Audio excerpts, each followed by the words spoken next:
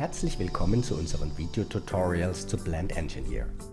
Freuen Sie sich auf spannende Themen rund um das intuitive Erstellen von P&IDs, Piping and Instrumentation Diagrams und der Dokumentation verfahrenstechnischer Anlagen in Word und Excel, sowie Tipps und Tricks für Ihre Arbeit in Blend Engineer. Mein Name ist René Martin und ich begleite Sie durch diese Tutorials.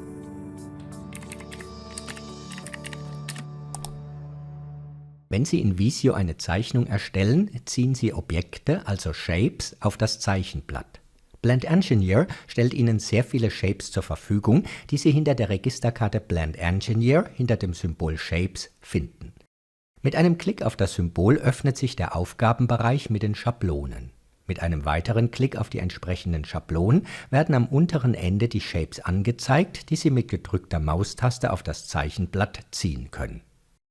Das Ganze gestaltet sich jedoch sehr unkomfortabel und nicht benutzerfreundlich. Deshalb hat Blend Engineer eine Shape-Suche entwickelt, die sehr viel komfortabler ist. Dort sehen Sie auf der linken Seite auch wieder die gleichen Schablonen, die Sie öffnen können. Dort finden Sie ein Symbol zu den Shapes, den Namen und hinten die Spezifikation.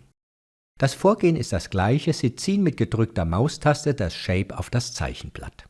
Was allerdings, wenn Sie nicht wissen, in welcher Schablone sich das Shape befindet, klicken Sie in das obere Textfeld und tragen Sie den Namen des Shapes ein, das Sie suchen, beispielsweise Ventil. Nun werden alle Shapes gefunden, die das Wort Ventil in ihrem Namen haben, beispielsweise Ventilator oder Drei-Wege-Ventil. Sie können aus der gesuchten Liste direkt ein Shape auf das Zeichenblatt ziehen. Wenn Sie wieder alles sehen wollen, löschen Sie den Namen und Sie haben eine Überblicksliste über alle Schablonen.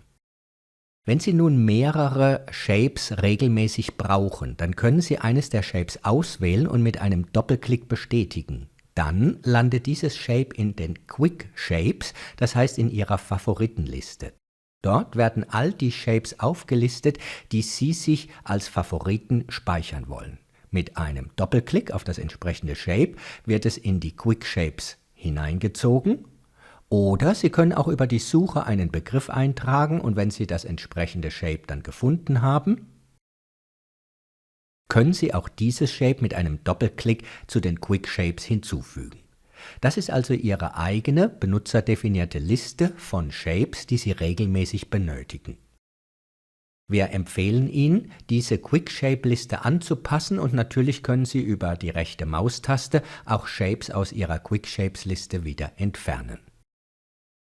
Des Weiteren haben wir noch häufig verwendete Shapes. Visio protokolliert mit, welche Shapes Sie häufig verwendet haben und listet diese Shapes in der dritten Registerkarte auf.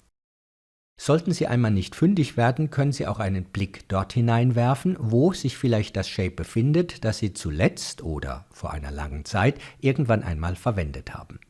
Wir empfehlen jedoch nicht die häufig verwendeten Shapes zu verwenden, sondern die Quick Shapes, weil Sie dort eine eigene, benutzerdefinierte Liste erstellen können von eben den Shapes, die Sie häufig benötigen.